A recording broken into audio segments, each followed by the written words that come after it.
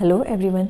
आज मैं आपको 7 मिस्टेक्स बताने जा रही हूँ जो नीट एस्पिरेंट्स जनरली करते हैं, जिसकी वजह से उनका सिलेक्शन रुक जाता है।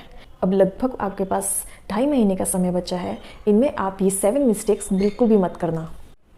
Avoiding NCERT. एनसीईआरटी को आपको बिल्कुल भी अवॉइड नहीं करना है। इसको बहुत अच्छे से पढ़ना है क्योंकि ये बेस है।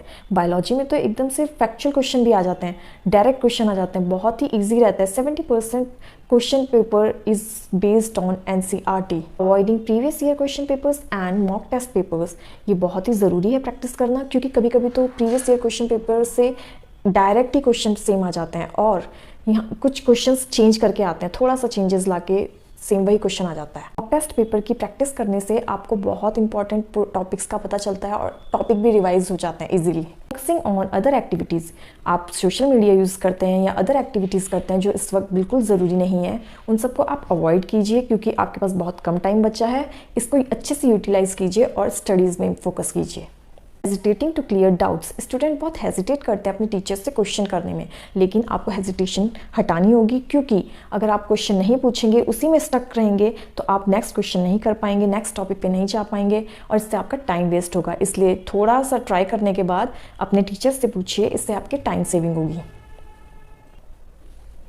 नेगेटिव थिंकिंग, बिल्कुल भी नेगेटिव नहीं सोचना है, जैसे कि सिलेक्शन होगा नहीं होगा, कैसे होगा, इतने कम टाइम में कैसे होगा, ये सब बिल्कुल नहीं सोचना है। आपके पास जितना भी टाइम बचा है आप उसको अच्छे से यूटिलाइज़ कीजिए, इंपॉर्टेंट टॉपिक्स को अच्छे से कीजिए, जितना पहले पढ़ा है उसको रिवाइज कीजिए। अवॉइड नंबर ऑफ रेफरेंस, ज़्यादा रेफरेंस बुक्स की ज़रूरत नहीं पड़ेगी अगर आपने एनसीईआरटी को अच्छे से पढ़ा है और अपना कोचिंग मटेरियल पढ़ा है, अपने नोट्स पढ़े हैं, इट्स मोर देन इनफ। इससे ज़्यादा करोगे तो रिवाइज़ नहीं कर पाओगे और बहुत ज़्यादा इन्फॉर्मेशन कलेक्ट करके कोई फ़ायदा नहीं होगा। जो आपने पहले से रिवाइज़ किया है उसको अच्छे से रिवाइज़ कीजिए। ज़्यादातर स्टूडेंट्स क्या करते हैं, सिर्फ बायोलॉजी पढ़ते हैं, वो सोचते हैं कि ये ज़्यादा स्कोरिंग है, ज़्यादा मार्क्स की आती है, इसलिए हम इसी पर फोकस करते हैं, पर ऐसा नहीं है। अगर आपको सिलेक्शन लेना है तो केमिस्ट्री और फिजिक्स पर भी उतना ही ध्यान देना होगा। बायोलॉजी इंपॉर्टेंट है बट केमिस्ट्री फिजिक्स भी बहुत इंपॉर्टेंट है। सबसे इंपॉर्टेंट, निगलेक्टिंग हेल्थ।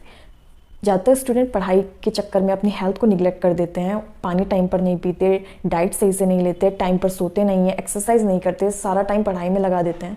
ये भी बिल्कुल गलत है, इससे कुछ नहीं होगा, आप एग्जाम डे पे अच्छा परफॉर्म भी नहीं कर पाएंगे। इसलिए अपनी हेल्थ पर सबसे पहले ध्यान दीजिए। Thank you for watching.